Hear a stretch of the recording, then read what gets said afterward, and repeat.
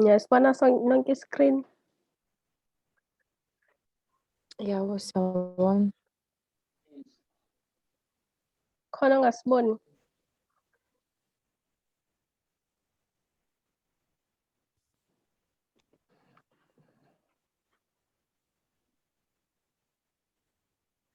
Okay, shoot akekho. Ngithena mangibuka ama-solutions wenu guys, nga-realize ukuthi most of you kunama-mistakes eniwenzile and at least sengiyazi manje ukuthi kephi la kumele ngigcizelele khona kakhulu. Okokuqala nje engizokusho, yenza sure ukuthi if ubhala i-structure sakho, mini framework yakho, awubhali ukuthi gross profit guys yini, it's gross income. If usuthi gross profit usuke usuphumile kwi-tax. This one. Okunye futhi-ke nizokubona as siqala. Okunye futhi ngikunotisile ama-calculations. If ubala i-travel allowance, ngicela ungawavezi ama-calculations wakho kwi-framework. Uyibale eceleni i-travel allowance as if wenza i-note accounting. Then i-amount okuyiyona ezongena kwi-gross income ile osuke usuyibalile ekugcineni eyini eyi-taxable allowance. This one. Yebo, siyezwa. Okay, lana kuno-question 1 no-question 2. Cela siqale ngo-question 2 ngoba iwona osimple and straightforward. If ukuthi uyalahleka along the way, you're allowed ukuthi uvule i-mic yakho ungimise bese ngicela ukuthi ngikuphindele, ungaze uphakamise isandla. Okay, ku-question 2, i-physical present test, kune-mistake engiyenzile laphaya. Laphaya kuma-years, it was supposed to be u-2022, 2021, 2020, 2019, 2017 and 15. Ngweqile u-2020 laphaya, angazi kanjani but ngenze i-mistake. So remember ukuthi kwi-physical present test ngathi kuzokwenzeka umuntu ongayona i-resident yase-South Africa athole ukuthi umuntu wangaphandle but ula e-South Africa ngokomsebenzi. Bese kwenzakalani? Bese kuba ukuthi kune-income akayi-receive from i-South African source kuyikhampani yala e-South Africa. So ngoba lowo muntu loyo usuke e-receive i-income from i-South African source, sinemvume noma sivumelekile ukuthi senze njani, sim-tax kuleyo amount. But before sikwenze lokho, we have to check ukuthi lowo muntu loyo before size sim-tax as i-resident uyawamitha yini ama-requirements awu-3. Most of you was able to answer this question. And remember ukuthi ama-requirements esakhuluma ngawo mathathu. We said before umuntu size sim-tax as a resident or before i-non-resident umuntu wangaphandle size sim-treatise okwe-resident, we have to check izinto ey'ntathu. We have to check ukuthi iy'nsuku akayihlalile in the current year of assessment zu-exceedile yini u-91 days. Iy'nsuku akazihlalile in each of previous 5 years zu-exceedile yini u-91 days. Nokuthi iy'nsuku akazihlalile in total kule minyaka ewu-5 mawuzihlanganisa ziyawukhipha yini more than 915 days. Sizwana. Ngathini? Ngathi if ukuthi umitha ama-requirements awu-2, le yokugcina kayimithi noma umitha eyodwa out of 3, lowo muntu loyo asimconsider as ini i-resident. We will only consider lowo muntu loyo as a resident if ukuthi uwamithe wo-3. Kuzokwenzeka thola ukuthi uyaba i-resident bese yahamba e-South Africa. If ehamba e-South Africa, the question will be, since ehambile mhlampe uhambile bese simthathisa as a resident but wahamba waba absent, ngabe lezo iy'nsuku lezo akazihambile ziwu-more than u-330 or less than u-330. Okusho ukuthi where a person bekade eyi-resident waseyahamba e-South Africa, umbuzo ongavela lapho bengakubuza ukuthi sizoqhubeka yini sim-tax as a-resident even though esengasekho e-South Africa. So into oyibhekayo ubheka iy'nsuku abe absent for zona kade eyi-resident. If zi-less than u-330, lowo muntu loyo siyaqhubeka sim-tax as ini i-resident. But if zi-more than u-330, lowo muntu loyo akasesiyona ini i-resident sezwana. Yebo, siyezwa. Okay. Then sesibuyela kwi-question. Laphayana you're told ukuthi Uminenhle Khoza has never been ordinary resident in the Republic, but she has relatives in Chatsworth in Durban, and she enjoys visiting them. Details of the time she spent in South Africa in the 2020 of assessment and in the previous 5 years were as follows. Ngitsheliwe ukuthi i-character of assessment iphela nini? Ngo-2022. Kusho ukuthi uqale nini lo nyaka esikuwona?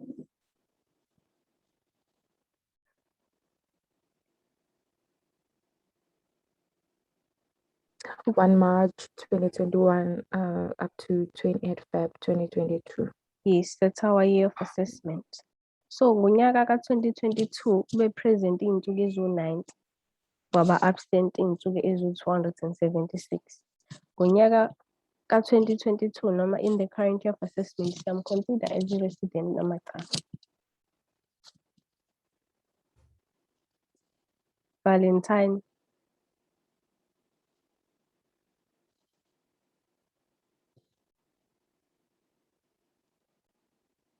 Nosipho.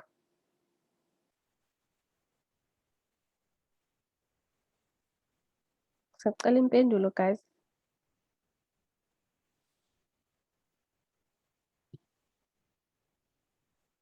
Cela siphendule umbuzo.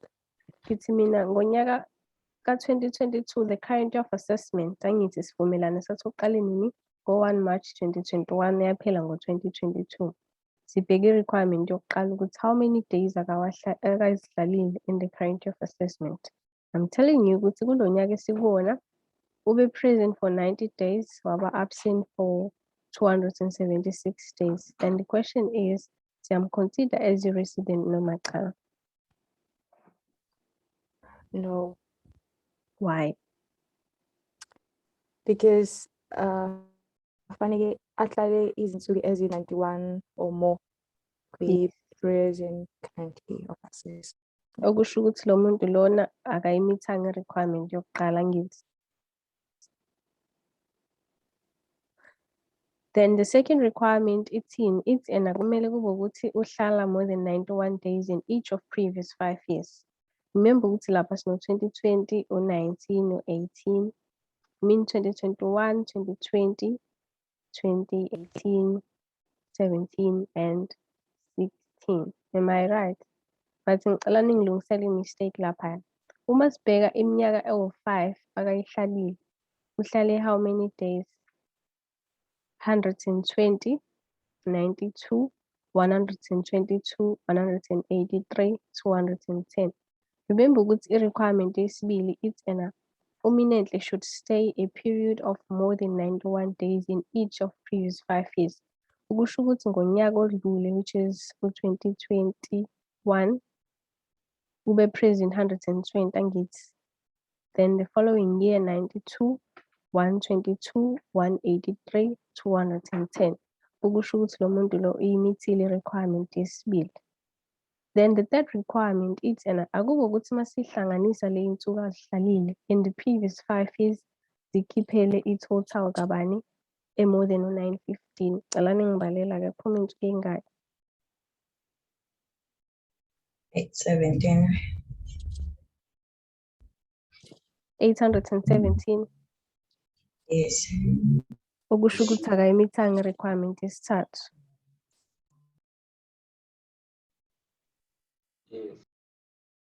Ngithi nabo kule question uyimithile akayimithanga yokuqala, wayimithi yesibili, wangayimithi yesithathu. So ngoba kunalama requirements awu-2 akangawamithanga, angeke akwazi ukuba yini i-resident. Khona-ke lokhu beku-required laphaya. But indlela yokuphendula, remember ukuthi you should start ngokuthini. For a non-resident to be considered as a resident in the Republic, he or she must be present in the current year of assessment for a period of more than 91 days, a period of more than 91 days in each of previous 5 years, in more than 915 days in aggregate. Bese kuyima uzochaza ukuthi the first requirement uhlala iy'nsuku ey'ngaka, uyimithile i-requirement noma akayimithanga. Neyesibili futhi nakhona uyasho ukuthi unyaka wokuqala zingaka, wesibili up until uze waqeda yonke iminyaka, kusho ukuthi uyimithile noma cha. Same thing futhi nakweyesithathu, uyayihlanganisa iy'nsuku zakhe kule minyaka ewu-5, usho ukuthi zi-more than or less than u-915, usho ukuthi uyimithile noma cha. Sizwana? Yes, we understand.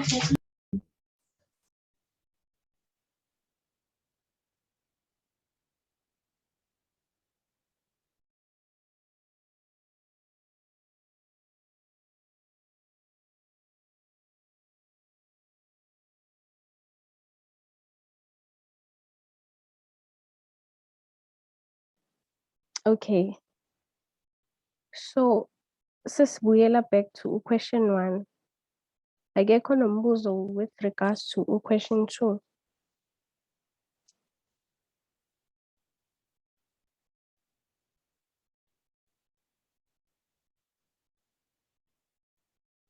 Okay.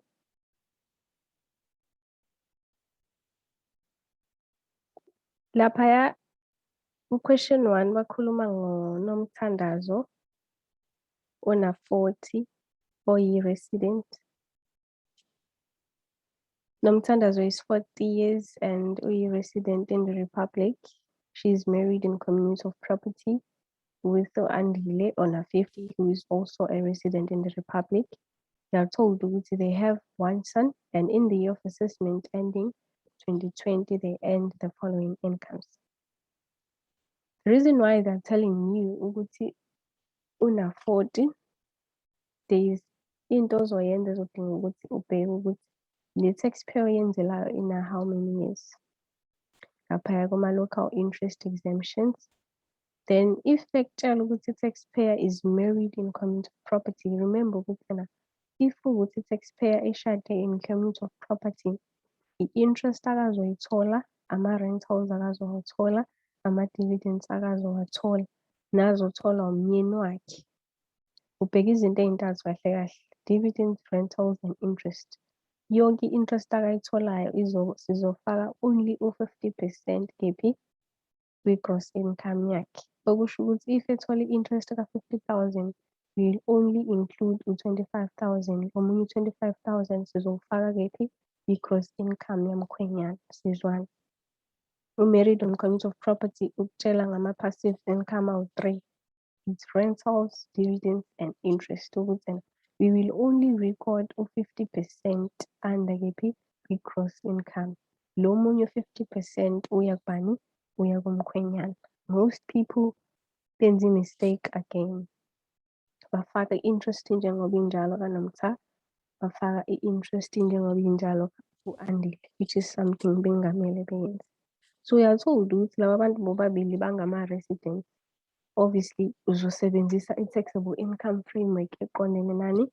Nama-residents. Uyathola ukuthi they have one son. Masu-calculate ama-medical tax credits, uzobe usubheka ukuthi ngabe le ngane yabo is it covered by i-medical aid or not. Sizwana? Yes, yes. Okay, so naya-ke ama-incomes wabo. uNomtha no-Andile, salary, annual bonus, interest from SA Bank, interest income, interest from Zimbabwe, annuity from her previous employment, local dividends, foreign dividends, and foreign interest. So remember ukuthi the interest from South African Bank, it's a local interest. Then interest from Zimbabwe is a foreign interest. Ukusho ukuthi sinama-foreign interest awu-2 for bani? For uNomtha nobani no-Andile.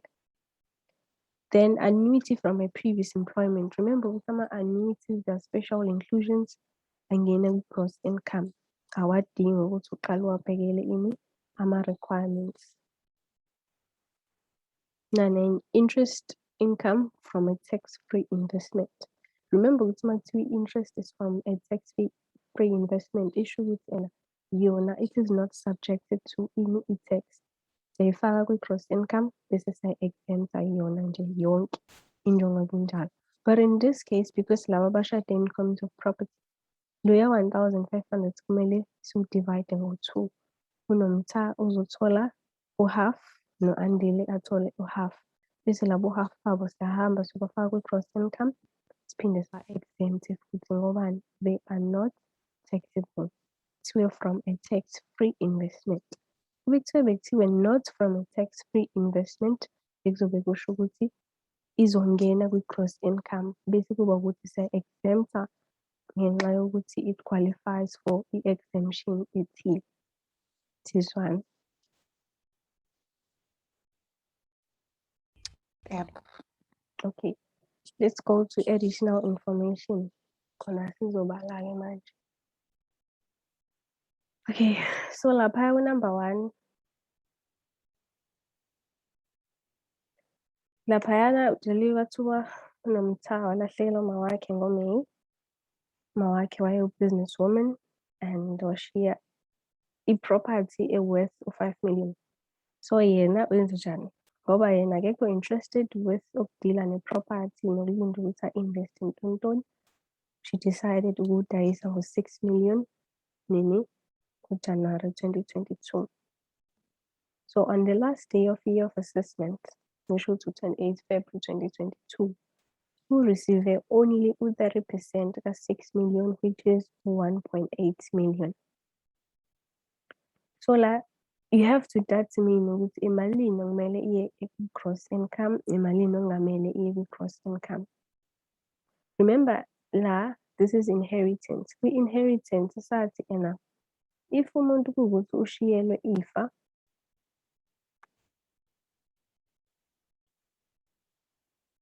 if kuwukuthi lo muntu ushiyelwe ifa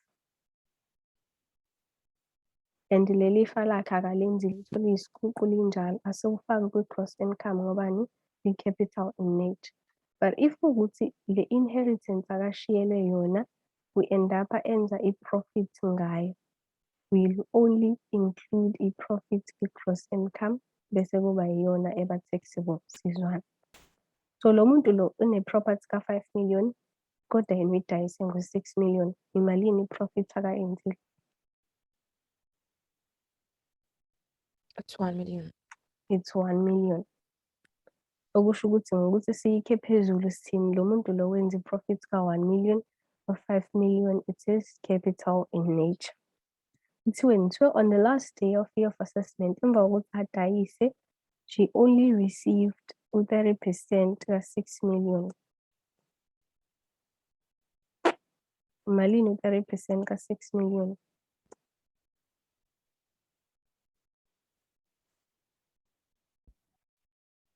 It's 1,800,000. It's 1,800,000. Iyona amount akayireceive le.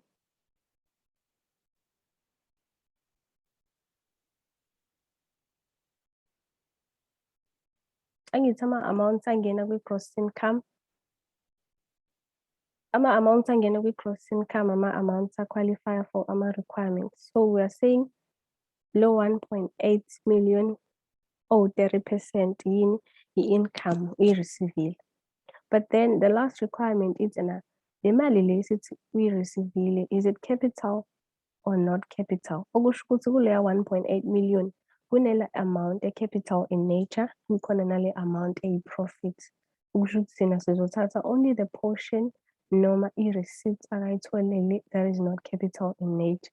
Imalini eyi-profit akayitholile, imalini e-capital in nature ku-1.8 million akawu-receive.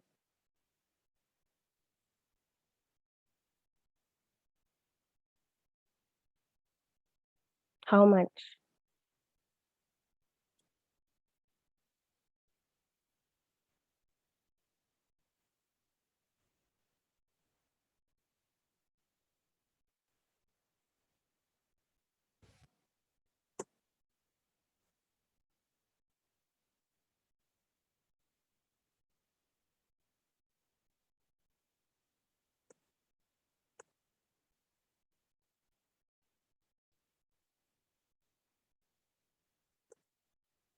So lo muntu lo, remember ukuthi sitheni?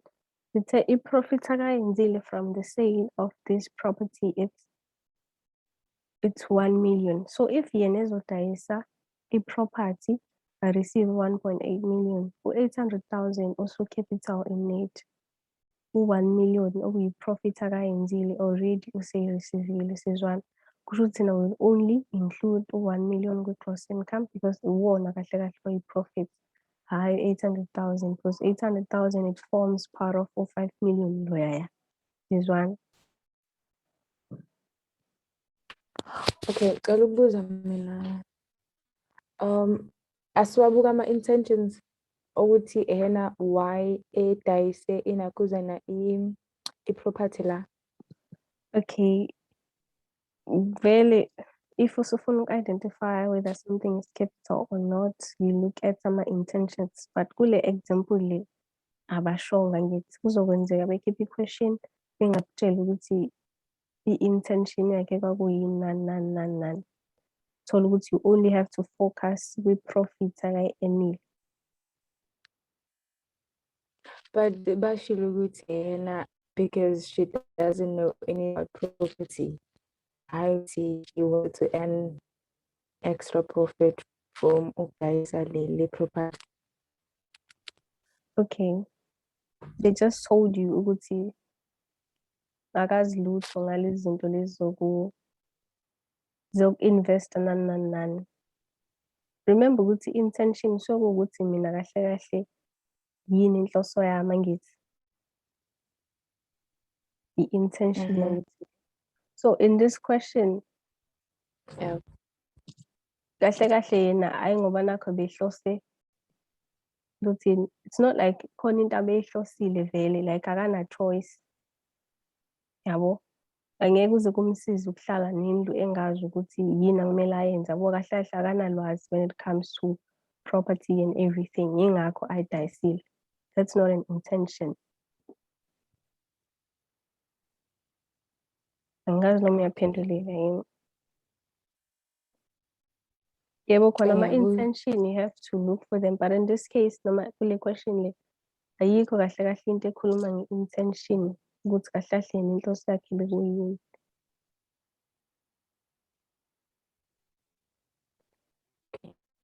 Yes, ngingaqhubeka.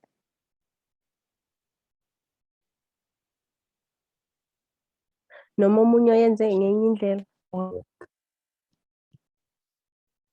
Khona omunye owenze ngendlela ehlukile noma ebecabanga ngendlela ehlukile.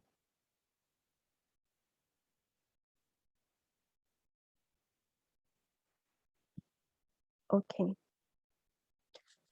As I was saying ukuthi the only amount ezongena kwi-gross income it's 1 million okuyona profit akayitholile from i-property leya ebeyi-inheritance kuyena. Then the second bullet, uNomta is a marketing officer. Her employer gives her a uniform allowance of 5,000 per year. She's supposed to wear it every day when she comes to work. Remember, my uniform allowance is not, and there will be a situation where an employee is given a uniform or unikezwa a uniform allowance. So that amount is ongena kwi-gross income. But uma kuwukuthi le uniform leyo noma leyo allowance i-uniform akayitholile, ukuthi wena kumele enze sure ukuthi ayithole i-uniform so that ezofika every day emsebenzini eyigqokile iphelele njengoba injalo, asimtaxi loyo muntu loyo. But to a person who's given a uniform allowance noma anikezwe i-uniform kuthiwa engayigqoka noma nini whenever she feels like engayigqoka, sometimes uma engafuni ukuyigqoka it's okay, loyo muntu loyo siyamtax because it's a benefit. But if unikezwe imali kwathiwa iyi-uniform nje straight and kumele le uniform uhlezi uyigqokile emsebenzini, siyayithatha i-allowance noma i-value ye-uniform siyifake kwi-gross income but we exempt it. It is not taxable. This one.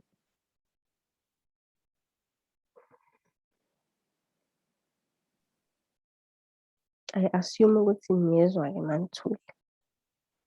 The third bullet laphaya tshele kwathiwa during the year of assessment uNomta also received the following: i-medical aid contribution. I-medical aid contribution, it's a benefit, it's a fringe benefit.